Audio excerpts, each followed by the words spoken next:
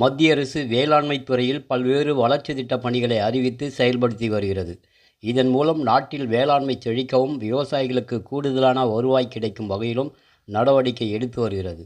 மத்திய அரசின் பல்வேறு திட்டங்களின் மூலம் வேலூர் மாவட்டத்தில் உள்ள சுமார் 58,000 விவசாயிகள் பயன்பெற்று வருகின்றனர்.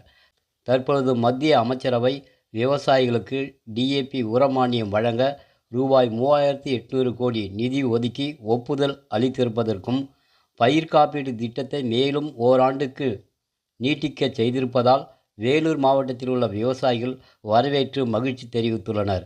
இது குறித்து விவசாயிகள் தங்கள் கருத்தை தெரிவிக்கையில், இப்போ மோடி ஐயா வந்துட்டு இந்த உரத்துக்கெல்லாம் மானியம் கொடுத்துருக்காரு. டிஏபிக்கெல்லாம் போன வருஷத்தோட முடிவுக்கு வந்துடுது. இப்போ நேற்றுக்கு முன்னாடி திரும்பவும் மானியம் கொடுக்கறதுக்காக அறிவிச்சிருக்கிறாரு. பயிர் காப்பீடு திட்டம் வந்து போன வருஷத்தோட முடிவுக்கு வந்தது.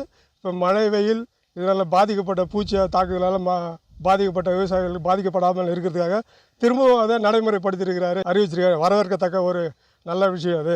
மத்திய அரசாங்கம் பல திட்டங்களை அறிவிச்சிட்டு இருக்காங்க. மோடி அவர்கள் எங்களுக்கு பல பயனுள்ளதாக இருக்குது. ரொம்ப சிறப்பு திட்டங்களெல்லாம் அறிவிச்சிருக்காரு. 4 மாதத்துக்கு ஒரு தடவை 2000 மானியம் போடுறாரு. அதை வச்சு நாங்கள் விதை நெல் இதெல்லாம் யூஸ்ஃபுல்லுக்கு உதவுது. பயிர் வைக்கிறதுக்கும் நல்லா யூஸ்ஃபுல்லாக இருக்குது.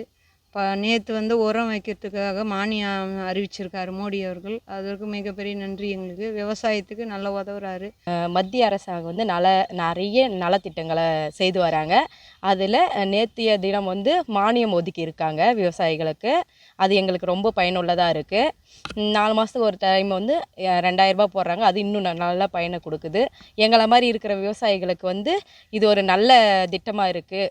இன்னும் எங்களை மாதிரி இருக்கிற விவசாயிகளுக்கு வந்து நிறைய திட்டங்களை அவர் கொண்டு வர்றாரு. அவருக்கு ரொம்ப நன்றியை சொல்லிக்கிறோம். டிடி தமிழ் செய்திகளுக்காக வேலூரிலிருந்து மோகன்.